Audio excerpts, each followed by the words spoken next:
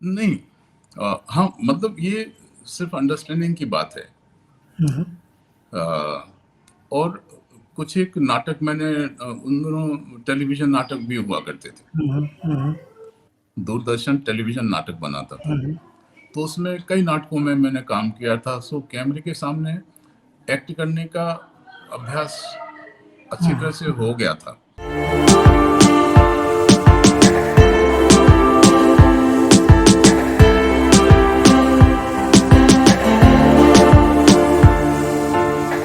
आपने जी। 11 साल repertory company में काम किया और स्टेज पर काम किया, थिएटर में काम किया। जी। 89 में आकर आपको क्या सिनेमा में एक्टिंग करने के लिए थोड़ा-सा फाइन ट्यून करना पड़ा क्योंकि मीडियम डिफरेंट था? नहीं हाँ, मतलब ये सिर्फ़ अंडरस्टैंडिंग की बात है। हुँ, हुँ। अ, और कुछ एक नाटक मैंने उन दिनों टेलीविज़न नाटक भी हुआ करते थे। हुँ, हुँ, हुँ, हुँ। दूरदर्शन टेलीविज़न नाटक बनाता था। हुँ, हुँ। तो उसमें कई नाटकों में मैंने काम किया था, सो कैमरे के सामने एक्ट करने का अभ्यास अच्छी तरह से हो गया था। हुँ, हुँ। और चूँकि मुझे बॉम्बे जाके काम करना था और बेहतरीन काम करना था, तो उसकी जो बारीकियाँ हैं, वो शुरू से ही पकड़नी मैंने शुरू कर दी थी।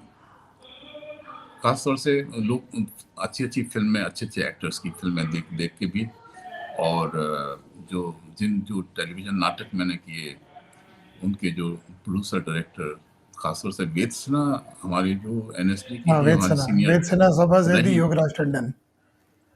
जी, जी, बिल्कुल। इन तीनों के साथ मैंने नाटक किए हुँ, हुँ। और इनसे भी बारीकियाँ सीखी कि कैसे कितना लेवल तक हम लाउड हो सकते हैं, कितना लेवल तक हम अ, अपने बॉडी लैंग्वेज को लेके जा सकते हैं। बड़े-बड़े जेस्चर्स जो हम नाटकों में इस्तेमाल करते हैं ऑन स्टेज, वो तो हम कैमरे के सामने नहीं कर सकते, बहुत बड़ा लगता है। मतलब हुँ, बहुत सारी ऐसी बारीकियाँ हैं जो आप सभी जानते हैं, सब लोग हम लोग जिनकी जिनको जिनका ख़ास ख़्याल रखते हैं, ख़ास तौर से थिएटर एक्टर्स। थिएटर एक्टर्स में आदत होती है स्टेज पर अ, ज़्यादा लाउड बोलने की, बड़े-बड़े जेस्चर करने की। कैमरे के सामने हमें वो कंट्रोल करना पड़ता है। कैमरे के सामने हमें बिल्कुल ज़्यादा से ज़्यादा 100% हमको नेचुरल होने की कोशिश करनी पड़ती है। नेचुरल होने का अभ्यास ही कैमरे के सामने एक्टिंग करने का अभ्यास है। हुँ। सो वो हम चूँकि अभ्यासों का हमको लत लग चुकी थी। लत बोलता हूँ मैं, अभी भी वो लत लगी हुई है। सो कुछ न कुछ अभ्यास हम करते रहते हैं। सो उस लत के चलते फिर हम हर चीज़ को अभ्यास में बदल देते हैं। जो भी चीज़ हमको करनी पड़ती है, उसको परफेक्शन के साथ अगर करना है तो उसको अभ्यासों में डाल देते हैं। सो हम उनका भरपूर अभ्यास करते हैं। सो वही चीज़ में हमने कैमरे के सामने एक्टिंग करने के लिए अपने आप को अभ्यासों में डाला। दिलीप साहब की फ़िल्में हमने खूब देखी। जिस तरह से वो एक्ट किया करते थे, जिस तरह से अ, छोटे-छोटे सीन्स में इमोशंस और बिल्कुल नेचुरल बोलने का जो उनका अंदाज़ था, वो सब एकदम से टच करता है और इतना लुभावना लगता है कि मैंने काफ़ी कोशिशें की हैं, कुछ एक चीज़ें उनकी भी लेने की अपने अभिनय में। हुँ, हुँ। अपने एक्टर के तौर पर मुझे उनसे भी बहुत सीखने को मिला है। सो इस तरह से काफ़ी बारीकियाँ सीखने के बाद फिर मैं बॉम्बे में जो काम किए, वो शुरू से ही लोगों को पसंद आए। पहली फ़िल्म जो मैंने की थी कमर्शियल फ़िल्म शोला और शबनम, जी। वो लोगों को बहुत पसंद आया मेरा काम। उसमें मैंने एक करप्ट पुलिस ऑफ़िसर का हुँ, कैरेक्टर हुँ। किया था। डेविड धवन की थी, प्रहलाद निहलानी ने उसको प्रोड्यूस किया था। वो मेरी पहली रिलीज़ फ़िल्म थी, पहली फ़िल्म जो मैंने साइन की थी, वो सरदार पटेल की केतन मेहता ने अ, बनाई थी। उसमें मैंने सरदार पटेल सरदार के पटेल के असिस्टेंट का जो रोल किया था आपने। पर्सनल जी, सेक्रेटरी का कैरेक्टर किया पर्सनल था, सेक्रेटरी का। रविशंकर का। जी। जी। तो गोविंद जी, आज भी जब एक एक्टर को स्क्रिप्ट मिलती है, तो एक एक्टर का मेथड क्या होता है? उसकी सोच कहाँ से शुरू होती है कैरेक्टर समझने के लिए? जो कैरेक्टर की अंडरस्टैंडिंग है, उसके लिए क्या एक्टर कोई रिसर्च करता है, रेफरेंसेस देखता है या डायरेक्टर को ऑप्शंस देता है कि मैं ऐसा करूँ, ऐसा दिखूँ, मेरा कैरेक्टर ऐसे बात करता है, तो वो डायरेक्टर को ऑप्शंस देता है या फिर वो development slowly by the time you reach the set वहाँ पर हो जाता है? नहीं, क्या है कि हर एक्टर का अपना तरीका हुँ, होता है, हुँ। अपना मेथड होता है, किसी भी कैरेक्टर को कैसे करना है, कैसे जी। बनाना है। मैं अपने बारे में आपको बता सकता हूँ किस तरह से मैं करता हूँ। हुँ, हुँ। जब पहली नरेशन होती है, हुँ, हुँ। पहली नरेशन कई बार डायरेक्टर देता है, कई बार राइटर देता है। हुँ, हुँ। जब पहली नरेशन होती है तो एक मोटा-मोटा खाका बनता है कैरेक्टर का। और पहली नरेशन होते ही अगर ये फाइनल हो जाता है कि मुझे ही करना है वो, मुझे मतलब ये कॉन्टैक्ट हो जाता है,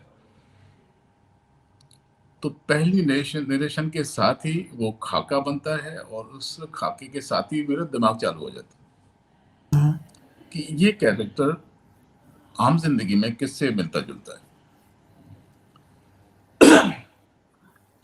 आम ज़िंदगी में जो जिन लोगों के साथ हम इंटरैक्ट करते हैं, हमारी फैमिली में, आस-पास आस-पड़ोस में, हमारे फ्रेंड सर्कल में, इस तरह का कौन-सा कैरेक्टर है जो इस कैरेक्टर से मिलता-जुलता है, इसके खाके से जुड़ता है। तो इस तरह से देखता हूँ मैं और कहीं न कहीं उसका कनेक्शन आ जाता है। हुँ, वो हुँ। खोज चालू रहती है, जैसे कि कैरेक्टर की जो डिस्क्रिप्शन डायरेक्टर ने राइटर ने दी, उसकी किस तरह की आदतें हैं, किस तरह के कपड़े पहनता है, किस तरह का डील डॉल उसका दिखता है, क्या उसका सुर समझ में आता है, उससे कहीं न कहीं हम कनेक्शन ले लेते हैं। जितनी भी मेरी फ़िल्में हैं, बैंडिट क्वीन से लेके और अभी तक मतलब ये मेरे सिस्टम में ही है कि मैं जो भी मुझे कैरेक्टर करने को मिलता है, उस कैरेक्टर को मैं कहीं न कहीं आम ज़िंदगी से ज़रूर जोड़ देता हूँ। बैंडिट क्वीन में जो जिस तरह का आपने देखी होगी बैंडिट क्वीन, हुँ, जिस तरह का कपड़ा उसमें मैंने हुँ, डाला है सिर के ऊपर हुँ। और जिस तरह से गॉगल्स मैंने लगाए हैं और जो चाल मेरी है, दबंग किस्म की चाल, वो मैंने अपने फ़ादर से ली। मेरे फ़ादर पहलवान थे, वो बहुत नामी-गिरामी पहलवान थे, तो उनकी चाल में एक ठसक थी, मतलब अ, एक जैसे कि बड़ा स्वाभिमानी व्यक्ति होता है, घमंडी नहीं, स्वाभिमानी व्यक्ति जिस तरह से स्वाभिमानी। जिसको अपने अपनी बॉडी पर, अपने कामों पर जिससे फ़ख्र है। तो कुछ उस तरह की चाल मैंने उनसे ली थी और मैं सागर मध्य प्रदेश का हूँ। तो सागर में हमारी एक दुकान हुआ करती थी। तो मेरे घर से और दुकान का रास्ता तकरीबन 1.5 किलोमीटर का था। तो मेरे पिताजी हमेशा पैदल जाया करते थे और धूप से बचने के लिए वो थोड़ा-सा गीला करके वो गमछा अपने सिर पर डाला करते थे। तो जब हम वहाँ पर बैंडिट क्वीन की शूटिंग के लिए गए थे, 4-5 दिन पहले हमको बुला लिया गया था। शेखर कपूर का ये स्टाइल है। एक्टर्स को पहले से सेट पे बुला लेते हैं। सेट को ऑब्ज़र्व करो, आस-पास की एनवायरनमेंट को ऑब्ज़र्व करो, लोगों से, वहाँ के लोगों से मिलो-जुलो। बहुत सारे अपने काम, अपने कैरेक्टर पर काम करो, इस मकसद से वो पहले से बुला लेते हैं। तो काफ़ी वहाँ भी काफ़ी गर्मी होती, गर्मी रही जहाँ हम लोग शूटिंग कर रहे थे। हाँ, तो वहाँ पर जब मैंने उस समय भी उस समय तक मेरा तय नहीं हो पाया था कि मैं किस तरह का गेटअप लूँगा क्या? सिर्फ़ ये दिमाग चालू था। जो भी इन्फॉर्मेशंस ठाकुर श्याम सिंह के बारे में मिली थी, बहुत ही कम थी। जो भी डायरेक्शन डिपार्टमेंट से इन्फॉर्मेशन आई थी, कुछ क्लिपिंग्स थी अखबार की जिसमें कुछ एनकाउंटर के फ़ोटोग्राफ्स थे, बाकी कुछ था नहीं। सिर्फ़ वो सीन्स थे जो हमारे पास थे, जो स्क्रिप्ट में लिखे थे और बाकी सब अटकलें थी कि हम डाकू किस तरह से होते हैं वगैरह-वगैरह।